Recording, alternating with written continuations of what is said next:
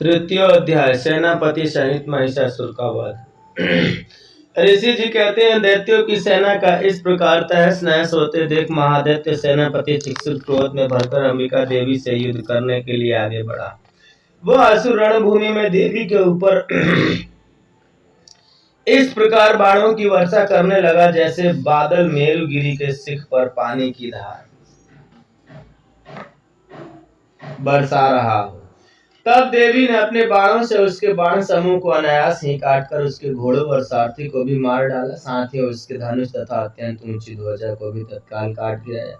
धनुष cut जाने पर उसके अंगों को अपने बाणों से बींध डाला। धनुष, रथ, घोड़े और सारथी के नष्ट हो जाने पर वह असुर ढाल और तलवार लेकर देवी की ओर दौड़ा।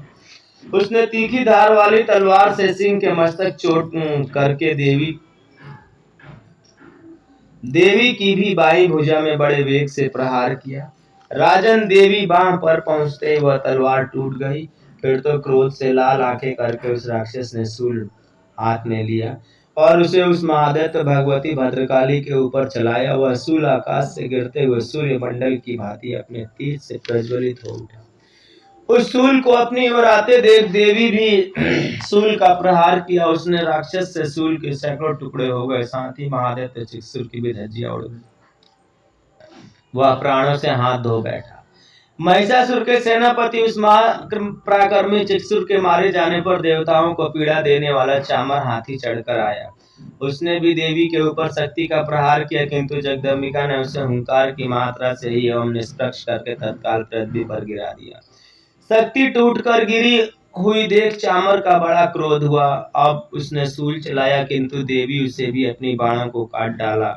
इतने में ही देवी सिंह उछलकर हाथी के मस्तक पर बैठा और उस दैत्य के साथ खूब जोर लगाकर बाही युद्ध करने लगा।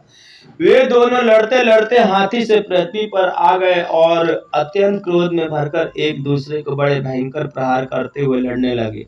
तदंतर सिंह बड़े वेग से आकाश की ओर उछला और उधर से गिरते समय उसने पंजों की मार से चामर का सिर धड़ से अलग कर दिया। इसी प्रकार उदग्र भी शिला और वृक्ष आदि मार खाकर रणभूमि में देवी के हाथ से मारा गया तथा कराल भी दांतों, मुक्कों और थप्पड़ों की चोट से धराशायी हो गया।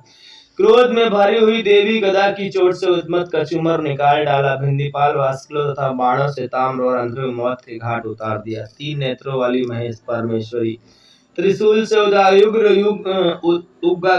उग्रास्य, उग्रवीर्य तथा महाहनु नामक दैत्यों को मार डाला। तलवार की चोट से बिंडाल की मस्तक को धड़ से काट गिराया। दुर्धर और दुर्मुख इन दोनों भी अपने प्राणों से यमलोक को चले गए। इस प्रकार अपनी सेना का संहार होता देख महिषासुर भैंसे का रूप धारण करके देवी की गणों को त्रास देना आरंभ किया। किन्हीं को थुथुन से मारकर, किन्हीं को खुरों को मारकर, किन्हीं को पूंछ से मारकर, किन्हीं को चोट पहुंचाकर, किन्हीं को सींग से विदीर्ण करके, कुछ को गण से वेग करके, किन्हीं को थुथुन से मारकर, किसी को सींग से मारकर, किसी को निश्वास वायु के झोंके धराशायी कर दिया। इस प्रकार गणों को, सेनाओं को गिराकर वह असुर महादेवी सिंह को मारने के लिए झपटा। इससे जगदम्बिका को बड़ा क्रोध हुआ। उधर पराक्रमी महिषासुर भी क्रोध में भरकर धरती को खोदने लगा था तथा अपने सींगे ऊंचे ऊंचे पर्वतों को उठाकर फेंकने और गर्जने लगा था। उसके वेग से चक्कर देने के कारण पृथ्वी क्षुब्ध हो फटने लगी। उसकी पूंछ से टकराकर समुद्र जब ओर से धरती डुबोने लगा। हिलते हुए सींगों के आघात से विदीर्ण होकर बादलों के टुकड़े टुकड़े हो गए। उसके श्वास की प्रचंड वायु के वेग से उसके ही सैकड़ों पर्वत आकाश गिरने लगे। इस प्रकार क्रोध में भरे हुए उस महादैत्य अपनी ओर आते देख चंडिका ने उसका वध करने के लिए महान क्रोध किया।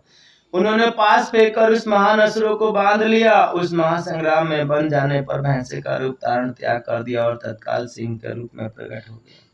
उस अवस्था में जगदम्बिका ज्यों ही उसका मस्तक काटने के लिए उद्यत हुई, त्यों ही वह खड़ंगधारी पुरुष के रूप में उपस्थित हो गया। तब देवी ने तुरंत बाणों की वर्षा करके ढाल और तलवार के साथ उस पुरुष को भी बांध डाला। इतने में ही वह महान गजराज के रूप में परिणत हो गया तथा अपने सूंड से देवी के विशाल सिंह को खींचने और गर्जने लगा। खींचते समय देवी ने तलवार से उसकी सूंड काट डाली। तब उस महादैत्य पुनः भैंसे का शरीर धारण कर लिया और पहले की ही भांति चराचर प्राणियों के सहित तीनों लोगों को व्याकुल करने लगा। तब क्रोध में भरी हुई जगन माता चंडिका बारंबार उत्तम मधु का पान करने और लाल आंखें करके हंसने लगी। उधर वह बल और पराक्रम के मद से उन्मत्त हुआ राक्षस गर्जने लगा और अपने सिंहों से चंडिका के ऊपर पर्वतों को फेंकने लगा। उस समय देवी अपने बाणों के समूह से उसको फेंके हुए पर्वतों को चूर्ण करती हुई बोली। बोलते समय उनका मुख मधु के मद से लाल हो रहा था और वाणी लड़खड़ा रही थी। देवी बोली, ओ मूंड, मैं जब तक मधु पीती हूँ तब तक तू क्षण भर के लिए खूब गर्ज ले। मेरे हाथ से यही तेरी मृत्यु हो जाने पर अब देवता भी गर्जना शुरू करेंगे। ऋषि जी कहते हैं, यूं कहकर देवी उछली और उस महादैत्य के ऊपर चढ़ गई। फिर अपने पैर से उसे दबाकर उन्होंने शूल से उसके कंठ में आघात किया। उनके पैर से दबा होने पर भी महिषासुर अपने मुख से दूसरे रूप में बाहर होने लगा। अभी आधे शरीर से ही बाहर निकल पाया था कि देवी ने अपने प्रभाव से उसे रोक लिया। आधा निकला होने पर भी वह महादैत्य देवी से युद्ध करने लगा। तब देवी ने बहुत बड़ी तलवार से उसका मस्तक काट गिराया। फिर तो हाहाकार करती हुई दैत्यों की सारी सेना भाग गई तथा संपूर्ण देवता अत्यंत प्रसन्न हो गए। देवताओं दिव्य महर्षियों साथ दुर्गा देवी का सत्वन किया। गंधर्वराज गाने लगे और तथा अप्सराएं नृत्य करने लगी। इस प्रकार श्री मार्कंडेय पुराण श्रवण मंत्री कथा के अंतर्गत देवी महात्म्य महिषासुर नामक तीसरा अध्याय संपूर्ण हुआ।